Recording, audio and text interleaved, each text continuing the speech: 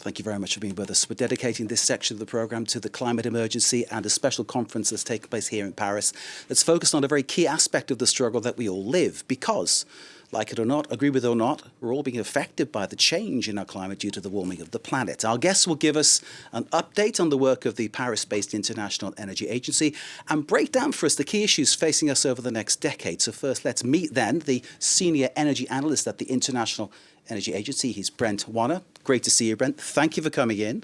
And on the other side of the studio, but not necessarily against, from the Rockefeller Foundation, Ali Al-Saffar, who's Director of Energy Transition and Climate Action. Ali, thanks for being with us. Welcome both to France 24. We appreciate your time.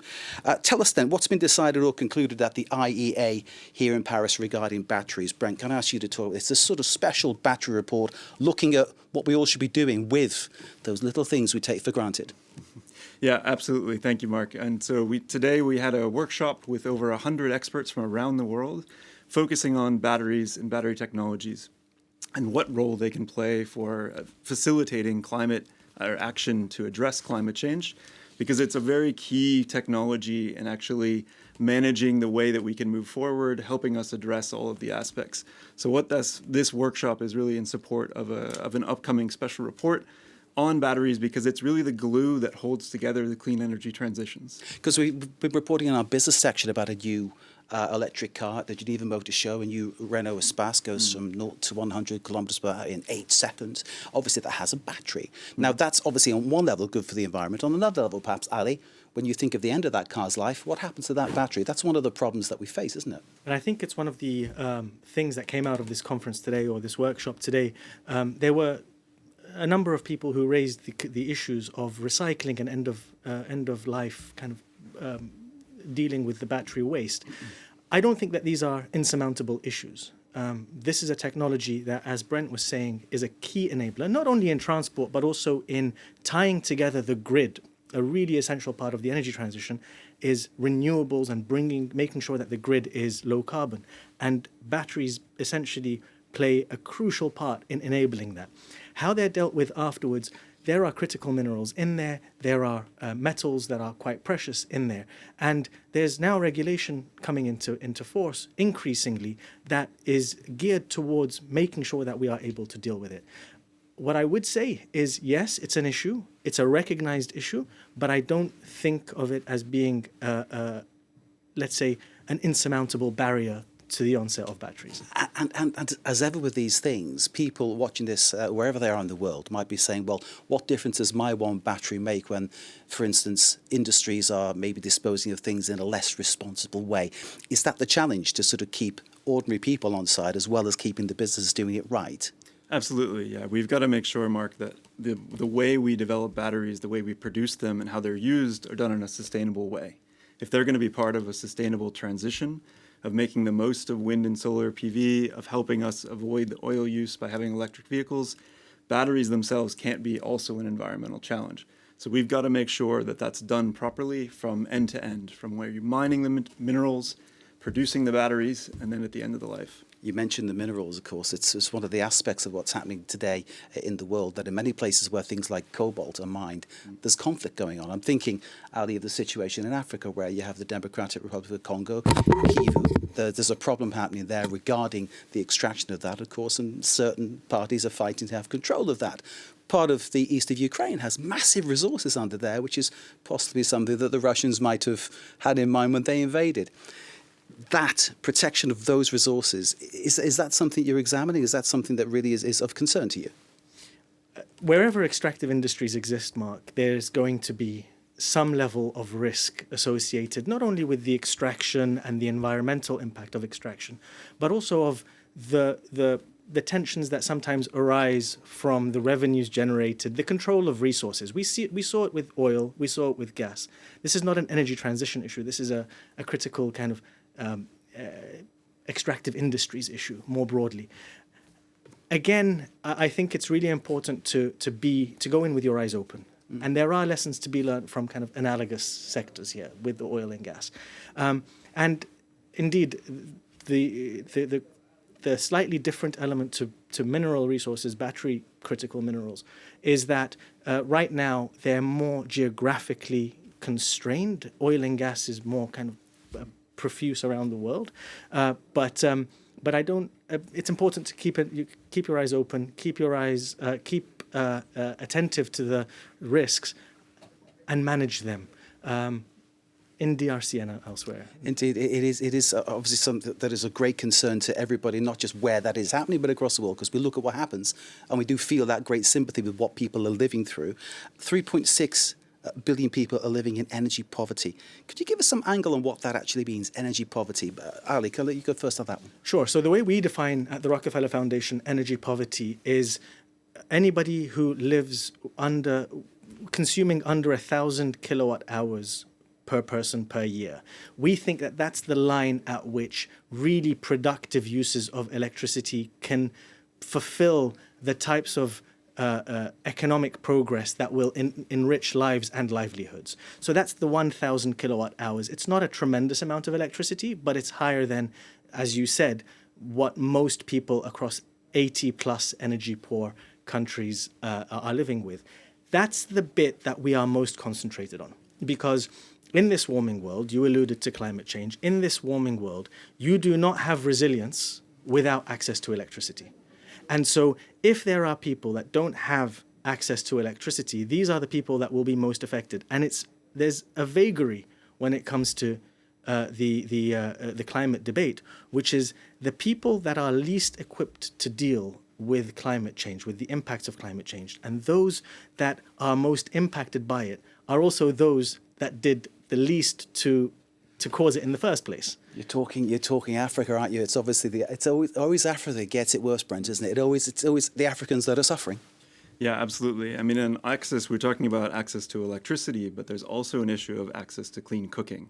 Right? So this is an area where the agency, we're doing a lot of work there to raise awareness of this issue, that the fact that you have as many people without access to clean cooking as without access to electricity. And both are elements of the modern economy, yes, but they're also affecting people's health. On a day-to-day basis, if you don't have access to clean cooking, what you end up having is very serious pollution, very local pollution, and you have respiratory issues that mostly affects women. And again, this is in sub-Saharan Africa where we see the biggest effects of this. This is a real eye-opener for me, because what you're talking about is not just about the propulsion of something from A to B by a battery or how that is then recycled, but it's so many other knock-on effects, which I think I'm sure people watching this, and we have lots of viewers in Africa who are probably like look at the screen now going, wow, you're talking about us, which is fantastic. How do you hope to help them over the next 5, 10, 15 years? How do you hope to help make things better? Ali? So I would slightly reframe what you were just saying, Mark. And what I mean by this is it's not really us helping them, right? In the climate discussion, we are in the same boat together. We sink or swim together. Good point. And let me put it this way, right? If the people that I described as energy poor, if they were to achieve electricity access in the same way that we here in the richer parts of the world achieved access and achieved economic growth through fossil fuels, through burning oil, gas, and coal, then there is no way we can meet our climate objectives. Even if every rich country met its net zero targets, even if all of the rich countries decarbonized and the energy poor countries met their requirements through fossil fuels, we did a piece of analysis late last year that showed the world in such a scenario would warm by 2.6 degrees Celsius, which is far beyond what scientists tell us is the acceptable limit. That's doubling what it should be by 2030. I think I had 1.3 Celsius rise. Emissions must be cut by 43% by 2030. Is what you're trying to do here is help us, help the world, help us all achieve that? Is that's a target? Absolutely. These are all on the same path to making it that we can address climate change, and we can also have positive development in Africa, in other emerging markets. It's about making that investment and helping transition these economies and develop these economies in a way that is also sustainable. And I think it's a way that they can leapfrog the development pattern of advanced economies that we've seen before, as Ali was saying. If emerging economies develop in the same way, then all our goals will be out of reach. So don't the developed economies owe it to the developing countries to become involved, to share technology, to share that know-how, to help them develop in a clean way? Is that something you're really sort of advocating?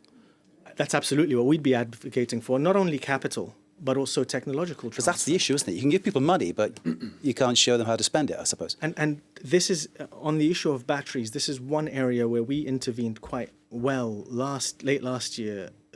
The Global Energy Alliance for People and Planet, which is this group that brings together Rockefeller, but also IKEA Foundation and Bezos Earth Fund, and a whole bunch of other funders came together and said, okay, let's make sure that this battery revolution, which really has the potential to unlock the energy transition across the world, doesn't miss out the low and middle income countries. And so we intervened by presenting packages of support to countries to make sure that they can also be part of this revolution. It's one of these things, though. I was lucky enough to go to Botswana last year. I've been there twice for France 24. And at one point, they were putting in a pipeline bringing water to a town. And you think to yourself, how do you begin to explain that these people who've had basically nothing need to really make the kind of changes that we really should have been making 40, 50 years ago now? How do you explain to them that they're not going to get their big wave of development the way that we enjoyed it 40, 50 years ago? It's a hard one to get through, isn't it? Yeah, absolutely. No, I think this is, but there are also new technologies. There are ways that they can, showing different ways, move faster and move in better ways. And as we're saying, the rest of the world and advanced economies in particular, I think, recognize this challenge increasingly. This is something certainly we focus on at the agency as well, of highlighting that one of the biggest gaps is in emerging economies, and that if we don't bring everyone along, not countries but also people, then the transitions won't be successful. We need to make sure clean energy transitions are just and are for everyone. Indeed. I've been told I've got to wrap up, but I'm going to ask another question. I'm rebelling completely. Electric cars, very quickly. They're very expensive. One of the things that's stopping people investing is the price. The price tag gets high. Is there any chance that that will come down, do you think, in coming years, months? What do you think, gentlemen? Absolutely. Maybe. Yeah, the cost of batteries have been coming down. They've come down 80% in the last 10 years, and they are still continuing to come down. There's going to be a focus first on the let's say the luxury segment, which is what we've seen to date.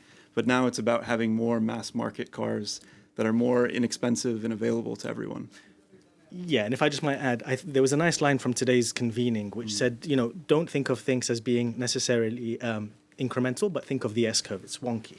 Gentlemen, thank you very much indeed for coming in to share your thoughts on this extremely important issue with us.